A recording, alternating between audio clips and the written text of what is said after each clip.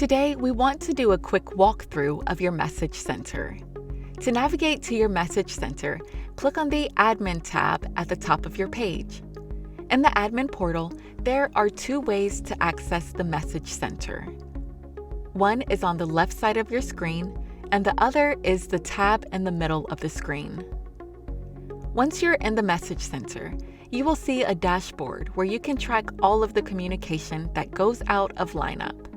You can see whether the message has been delivered or if you possibly have a bad email address. You can see if they've opened or clicked on the link inside the message.